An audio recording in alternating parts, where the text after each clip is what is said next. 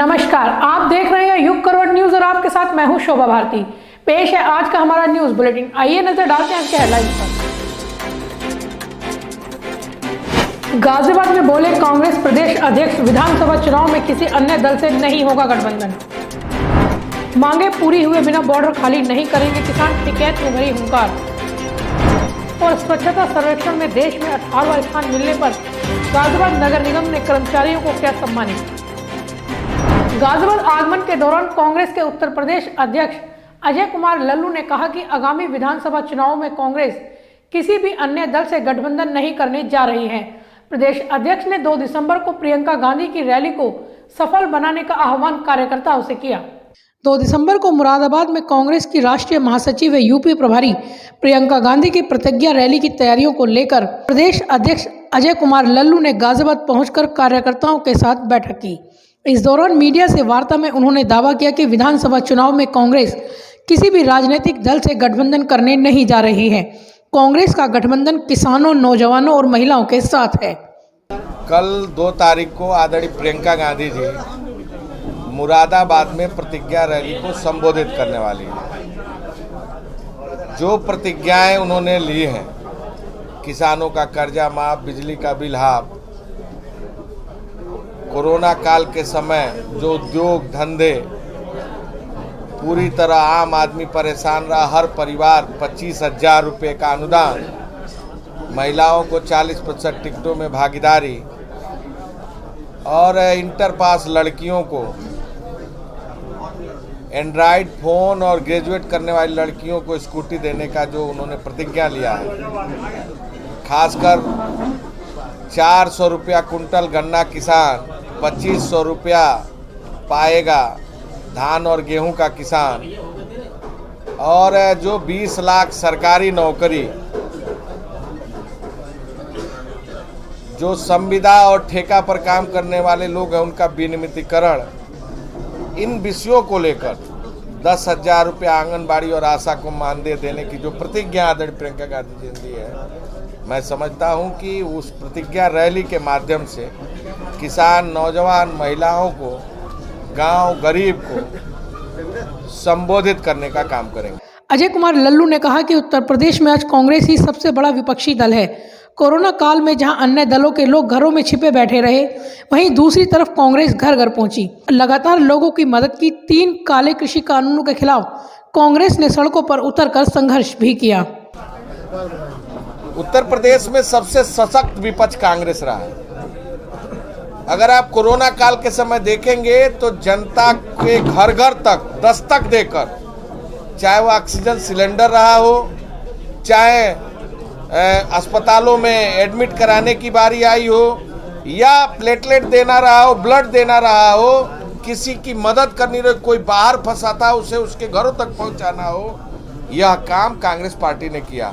अगर 3 काले कानून के खिलाफ किसानों के साथ खड़ा होकर उनके समर्थन में कंधे से कंधा मिलाकर चलने का काम किया, तो आदरणीय राहुल गांधी जी ने संसद में, पंजाब में, हरियाणा में, उत्तराखंड में, कर्नाटक में, देश के तमाम जगहों पर, राजस्थान में, छत्तीसगढ़ में ट्रैक्टर रैली निकालकर, मार्च निकालकर, सभाएं कर। प्रदेश अध्यक्ष ने रैली की तैयारियों के साथ ही आगामी विधानसभा चुनाव में टिकट के दावेदारों से भी मुलाकात की। उन्होंने कार्यकर्ताओं से 2 दिसंबर को होने वाली रैली में बड़ी संख्या में पहुंचने का आह्वान भी किया। ब्यूरो रिपोर्ट, युग करवट न्यूज। भारतीय किसान यूनियन के नेता राकेश टिकैत ने एक बार फिर दोहराया है कि किसान किसी भी कीमत पर अपनी सभी मांगे पूरी हुए बिना बॉर्डर खाली नहीं करेंगे। उन्होंने कहा कि सरकार किसानों से वार्ता करे और दर्ज मुकदमे वापस ले। तीनों कृषि कानून वापस लिए जाने के बाद और अब एमएसपी पर केंद्र सरकार द्वारा किसानों से वार्ता किए जाने की बात कहने के बाद दिल्ली के बॉर्डर खाली करने की खबरों को भारतीय किसान यूनियन के नेता राकेश टिकैत ने अफवाह करार दिया। उन्होंने एक बार फिर कहा है कि जब तक उनकी सभी मांगें नहीं मानी जाएंगी, कोई भी बॉर्डर खाली नहीं किया जाएगा। उन्होंने सरकार पर ही आरोप लगाया है कि इस तरह की भ्रामक खबरें चला रही हैं, लेकिन किसान आंदोलन स्थल पर डटा हुआ है। सरकार ये बात चला रही, किसान कोई नहीं जा रहा, ना कोई मोर्चा जा रहा, ना कोई मोर्चे खाली हो रहे। सरकार को जितने दिन अफवाह चला नहीं भाई, 5-7 दिन और अफवाह चला ले, और 5-7 दिन बाद और 5-7 दिन बाद में फिर शुरू कर ले बातचीत। बगैर बातचीत के समाधान के किसान नहीं जाएगा। और तो हम तो कर रहे, कहाँ है सरकार? हम तो कर रहे शुरू, बताओ कहाँ है? अभी हवा में ही चल रही बात। जिस दिन धरातल पाओगे तो उस दिन बात कर लेंगे उनसे, सरकार से। राकेश टिकैत ने कहा है कि अभी भी सरकार द्वारा की गई घोषणाओं में भ्रम की स्थिति है। आंदोलन के दौरान 50,000 से अधिक किसानों पर मुकदमे दर्ज किए गए। उनके ट्रैक्टर थानों में खड़े हैं, उन पर कौन वार्ता करेगा? सरकार इन मामलों पर भी वार्ता करे। ये चल रही है बात मानेगी घर चलो। अरे बात तो अभी मुकदमों का हार कौन लेके जाएगा भाई? जो 50,000 लोग जो फंसे हुए हैं वे हैं। यहाँ पे दिल्ली में मुकदमे हैं, 150 ट्रैक्टर बंद हैं। तो ये सारी चीजें जब सब चीज हो जाएगी तो ये आंदोलन जब खत्म होगा, सरकार को यह है कि अब बातचीत शुरू कर। अब सारी चीजें आम सहमति से बढ़ने जा रही हैं तो सब चीजों पर सरकार बातचीत शुरू करा। अरे दूसरी चीज भी तो है, ये मुकदमे कौन लेगा? मुकदमे 50,000 मुकदमे है, हम तारीख भुगतने आवेंगे रोज की रोज। 50,000 आदमी यहाँ तारीख भुगतने आओगे तो इससे तो ठीक यही है। हरियाणा में 55,000 लोग पर मुकदमे हरियाणा पे, तो हरियाणा को छोड़कर चले जाएंगे। उत्तर प्रदेश में है, दिल्ली में है, 150 ट्रैक्टर बंद है। चलो ट्रैक्टर का तो यह है कि सरकार वो तो कंपनियों को कहेगी जिस कंपनी का ट्रैक्टर होगा वो कंपनी नए ट्रैक्टर दे देगी। प्रधानमंत्री के एक वो लगेगा सरकार के, वो तो आ जाएंगे, वो तो 2 दिन का मामला। भाकियू नेता ने स्पष्ट कहा है कि किसान कहीं नहीं जाने वाला है। किसानों की मांग सिर्फ कृषि कानूनों की वापसी नहीं है, एमएसपी पर गारंटी कानून से लेकर उन पर दर्ज मुकदमे, शहीद किसानों को मुआवजा आदि दिए जाने की मांग भी प्रमुख है। सरकार वार्ता करे तो फिर आंदोलन वापसी को लेकर कुछ हल निकल सकता है। ब्यूरो रिपोर्ट, युग करवट न्यूज। दुनिया भर में कोरोना का नया वेरिएंट ओमिक्रॉन को लेकर खतरा बढ़ता जा रहा है। देश में भी इसको लेकर सरकार अलर्ट जारी कर चुकी है। इस खतरनाक वायरस से कैसे बचें, आइए जानते हैं डॉक्टर अनिल तोमर से। नमस्कार दोस्तों, मैं आशित त्यागी, आप देख रहे हैं युग करवट। जैसा कि आप जानते हैं कि हम अलग अलग दिन अलग अलग मुद्दों पर अलग अलग व्यक्तित्व से बात करते हैं। आज हमारे साथ डॉक्टर अनिल तोमर हैं। गाजियाबाद से बहुत पुराना नाता है, कई सामाजिक मुद्दों पर बड़े काम किए हैं। पोलियो जैसी बीमारी को जड़ से मिटाने में इनका अहम योगदान रहा है। सामाजिक जानकारी इनके पास बहुत ज़्यादा है, गाजियाबाद की राजनीतिक जानकारी बहुत ज़्यादा है, लेकिन आज हम इनके पेशे से रिलेटेड ही बातें करेंगे। डॉक्टर साहब, सबसे पहले आपका स्वागत है। धन्यवाद आशित। पहले एक सवाल, आजकल नई आफत देश में ओमिक्रॉन के नाम पे आई हुई है, कैसे समझें, कैसे बचें? आशित, बड़ा अच्छा आपने सवाल किया है और मेरा मानना ये है ओमिक्रॉन का जो वेरिएंट है इस वक्त ये यूरोप में ज़्यादा इसने हिट किया है। अभी बोट्सवान में है, आपका पुर्तगाल में है, बेल्जियम में है, तमाम जो यूरोपियन देश हैं वहाँ पर इस वक्त इसका कहर काफ़ी अच्छा चल रहा है। महाराष्ट्र की मैं कुछ खबरें देख रहा था तो उसमें मुझे लगा कि नहीं, वहाँ पे लोगों ने कहा कुछ पैसेंजर्स को उन्होंने डिटेन किया है, 500 का पैसेंजर्स थे जो बाहर से आए थे, लेकिन वहाँ पर कोई वेरिएंट को नहीं मिला है अभी तक। लेकिन मीडिया में ऐसा दिखाया जा रहा है लगातार कि ये चीज़ें बहुत ज़्यादा फैल रही हैं, बहुत ज़्यादा आ रही हैं, तो एक खौफ का माहौल फिर से क्रिएट होना शुरू हो गया है। तो मैं सिंपल एक बात कहना चाहता हूँ, बीमारियाँ हैं, ये वायरस ऐसा है, सार्स वायरस जिसको हम कोविड वायरस कहते हैं, कि ये म्यूटेट कर रहा है लगातार। लेकिन अभी तक जो पिछले कुछ दिनों में केसेस आए हैं वो 8,306 के आसपास केस आए थे और करीब 236 उसमें मौत हुई हैं। तो वो डाटा इतना इम्पोर्टेंट अभी नहीं लग रहा है मुझे देखने में। लेकिन हाँ, कुछ गलतियां हम लोगों से होती हैं और गलतियों का खामियाजा बाद में भुगतना पड़ता है। तो खौफ का माहौल क्रिएट ना हो, ये सबसे इम्पोर्टेंट है। लोग पैनिक ना हो। लेकिन जो गाइडलाइंस गवर्नमेंट ने दिए हैं उन गाइडलाइंस को आपको फॉलो करना चाहिए। और यदि आप वो थोड़े से आप बचाव करते हैं तो जाहिर सी बात है तो फिर आप उस चीज़ से बच सकते हैं।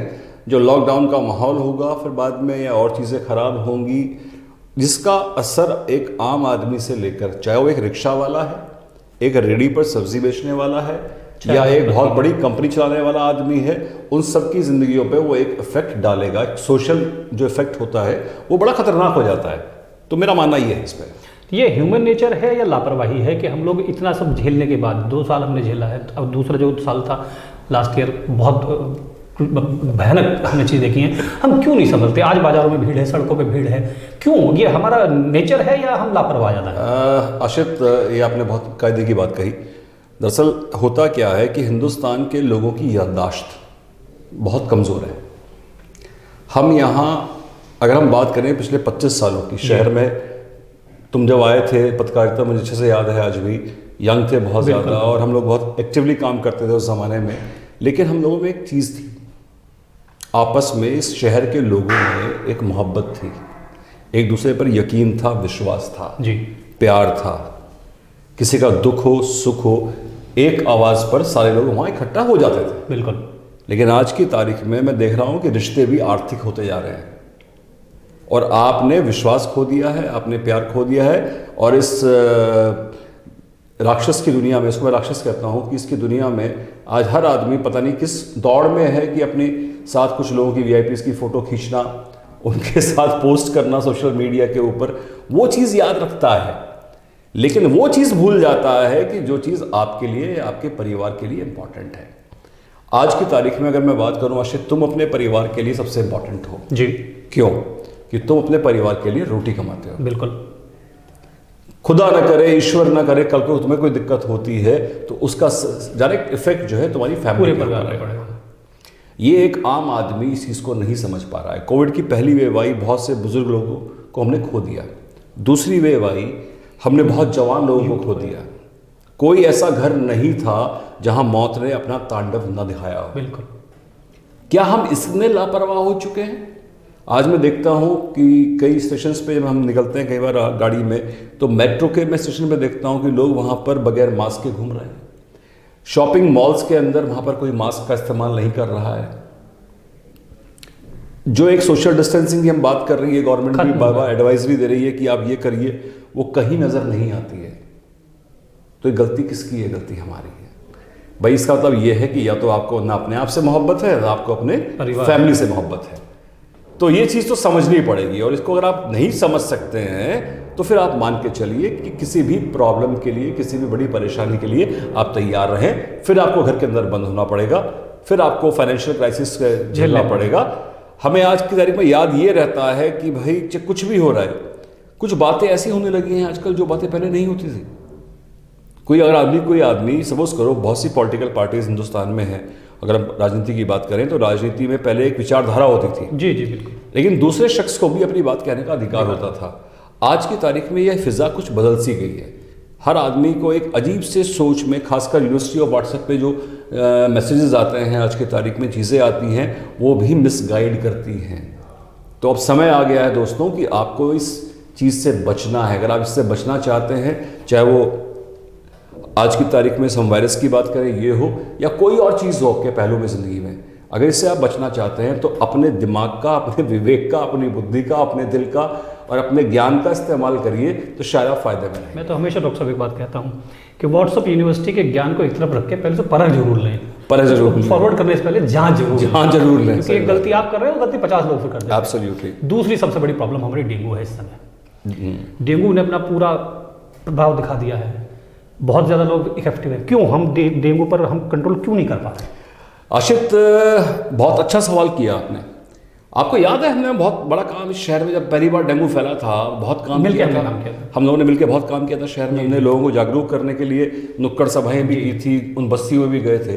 क्या मुद्दा था? डेंगू होता किससे? मच्छर से। एडीज इजिप्टी नाम के एक मच्छर से होता है। मच्छर दिन के वक्त काटता है, रात को नहीं काटता है। हमने उस टाइम भी शहर में लोगों से एक ही बात कही थी कि एक तो अपने बच्चों को पूरे कपड़े पहनाएं, पानी इकट्ठा ना होने दें, पानी इकट्ठा ना होने दें। अगर पानी है तो वहाँ पर आप पेट्रोल डाल दें, डीजल डाल दें, तेल डाल दें, उससे फ़र्क पड़ जाएगा।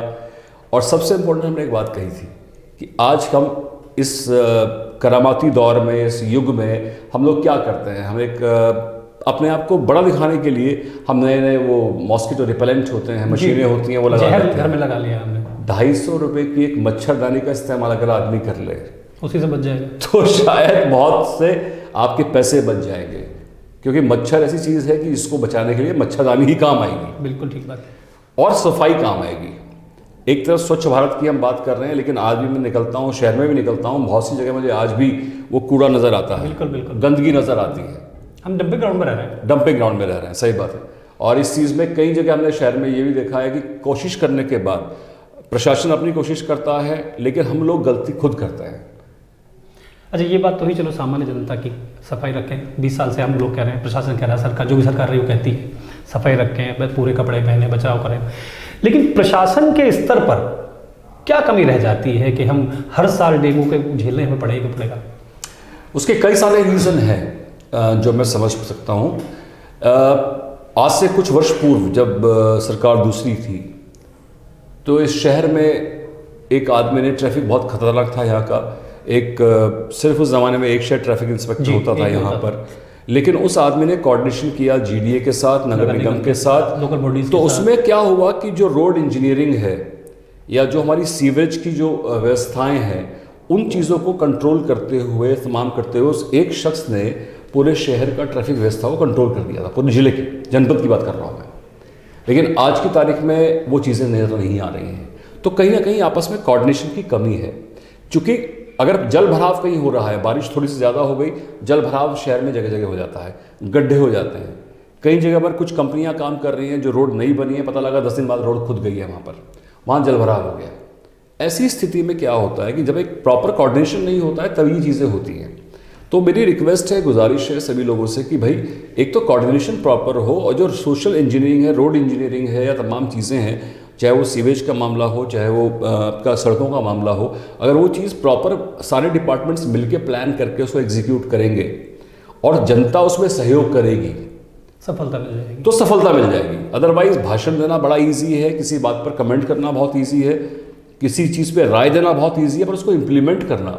मैं दिखता था एक ज़माने में, मैं एक छोटा सा एग्जाम्पल कोट करना चाहूँगा कि मैं अक्सर जब दिल्ली जाता हूँ तो मेरा रास्ता है मोहन नगर से सीधे होते हुए, तो जैसे वसुंधरा की एक रेड लाइट पड़ती थी पहली, दूसरी रेड लाइट, तो उस रेड लाइट पर कोई भी आदमी गाड़ी रोकता नहीं था जी। तो मैं एक दिन जा रहा था, अचानक लाइट रेड हो गई, मैंने ब्रेक मार दिया। जब मैंने ब्रेक मारे तो 5-6 लोगों ने और ब्रेक मार दिया, गाड़ियाँ रुक गई। तो किसी ना किसी को तो इसका आगाज़ करना होगा, पहल करनी होगी, और ये पहल हम लोगों को अपने आप से करनी चाहिए। अब कहने वाले बहुत सारी बातें हो, बड़े बड़े लोग कह गए बुरा जो देखन मैं चला बुरा न मिलिया कोई, जो दिल देखा अपना मुझसे बुरा ना कोई। तो भैया बुरे हम खुद हैं, अगर हम खुद को ठीक कर लेंगे, अपने परिवार को ठीक कर लेंगे, अपने बच्चों को ठीक कर लेंगे। और आज की तारीख में बच्चे बहुत सेंसिटिव हैं, बच्चे बहुत कायदे की बात करते हैं, बच्चे अपने पेरेंट्स से भी कहते हैं कि पापा ये काम ऐसे मत करो, मम्मी ये काम ऐसे मत करो, आप कूड़ा ऐसे मत फेंको, ऐसे मत फेंको। ये बहुत अच्छी चीज़ मैंने नोट करी है। कई बार हम लोग क्या गाड़ी में जा रहे हैं, केला खा रहे हैं, छिलका निकाला बाहर फेंक दिया। अब कोई स्कूटर वाला उससे स्लिप हो रहा है, कोई बाइक वाला स्लिप हो रहा है, उससे आपको मतलब नहीं है, लेकिन बच्चे अगर आप ऐसा करते हैं, आपके बच्चे गाड़ी में हैं, वो आपको रोक देते हैं। रोकता है। आज ज़रूरत इस चीज़ की है। अगर मैं भी कोई गलती कर रहा हूँ तो उसको तुरंत रोकिए, डॉक्टर साहब आप गलती कर रहे हैं, आशित आप ये गलती कर रहे हैं, प्लीज़ डोंट डू इट, ये आपके लिए अच्छा नहीं है, हमारे समाज के लिए अच्छा नहीं है। तो हम इस काम पर काबिज हो सकते हैं। अदरवाइज किसी एक आदमी से हम सोच लें कि ये जिम्मेदारी खाली प्रशासन की है, सॉरी, जिम्मेदारी हम सबकी है।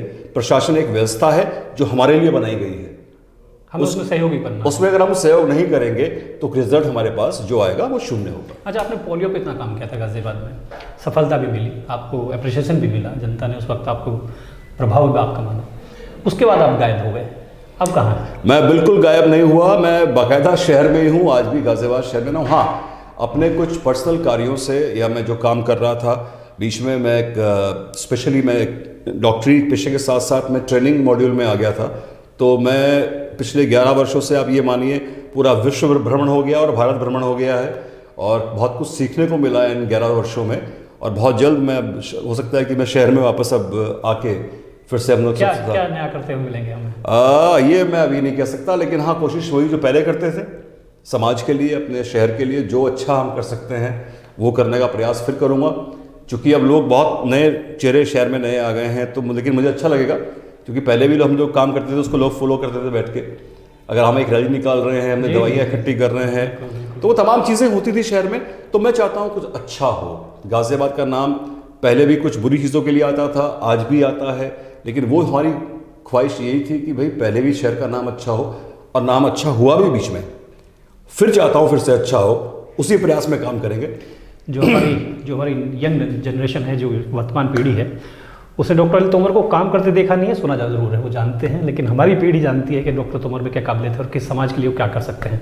डॉक्टर साहब बहुत अच्छी बातें बताई हैं भैया। डेंगू से बचिए, सुरक्षा ही बचाव, बचाव ही सुरक्षा है आपकी, इसके अलावा आप कुछ कर नहीं सकते। एब्सोल्युटली। और डराना हमारा उद्देश्य नहीं है, आपकी सुरक्षा हमारे लिए बहुत महत्वपूर्ण है।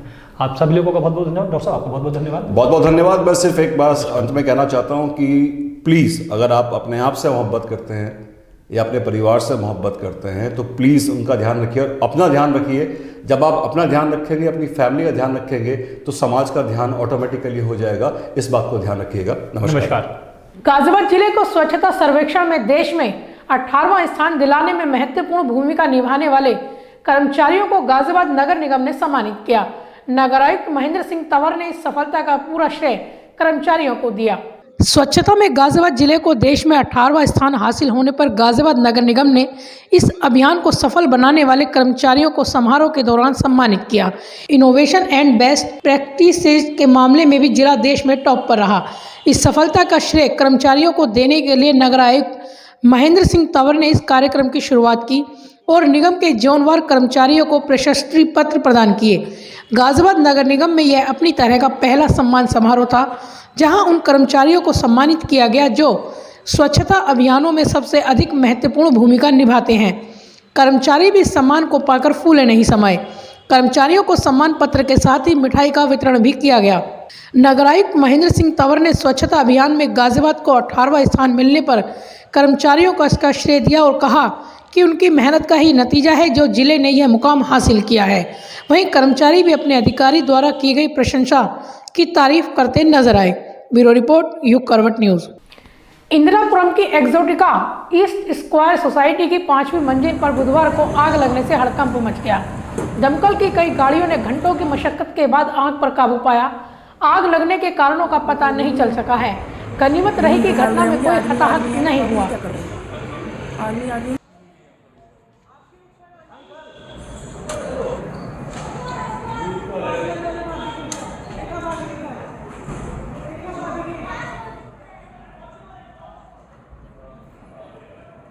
प्रख्यात संत विजय कौशल जी महाराज ने कहा कि गंगा सिर्फ नदी नहीं है बल्कि हमारे लिए एक जीवन रेखा है। गाजियाबाद के हिंदी भवन में श्री राम कथा के 5वें दिन बड़ी संख्या में श्रोताओं ने राम कथा का आनंद लिया। प्रख्यात कथावाचक विजय कौशल जी महाराज ने कहा कि गंगा नदी हमारे लिए सिर्फ नदी नहीं है, यह हमारे जीवन की रेखा है। हर हर गंगे हर हर महादेव की ध्वनि जीवन में स्फूर्ति भरती है। हिंदी भवन में आयोजित श्री राम कथा के 5वें दिन उन्होंने श्री राम के जीवन से जुड़े कई प्रसंगों को बहुत ही भावपूर्ण तरीके से प्रस्तुत किया। बीच बीच में भजन सुनाकर भक्तों को भक्ति भाव में विभोर कर दिया। तो भगवान से कोई न कोई संबंध जोड़िए, कोई न कोई संबंध, जो संबंध अच्छा लगता है।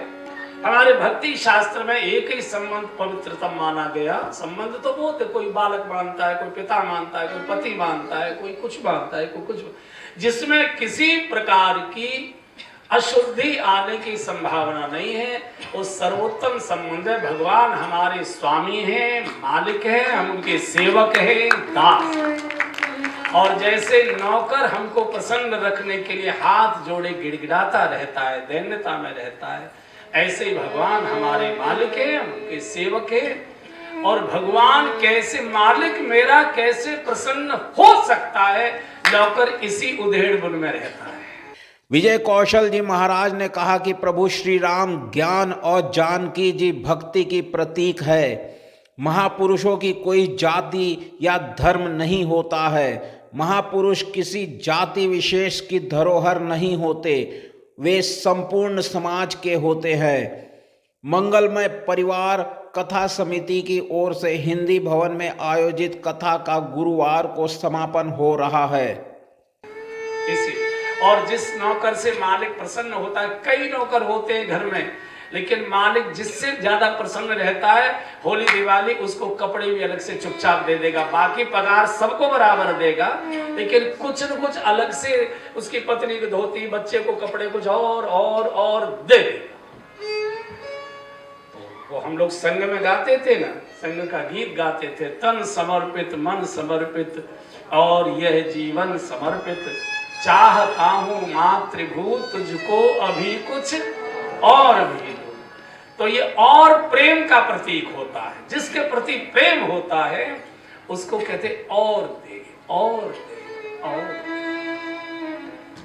इस अवसर पर आयोजन समिति के संयोजक मयंक गोयल, सह संयोजक मनीष अग्रवाल, कोषाध्यक्ष अंकुर गर्ग, रवि मोहन गुप्ता, वीके अग्रवाल, बीके शर्मा हनुमान, वीरेंद्र सारस्वत, अमरदत्त शर्मा आदि भी उपस्थित थे।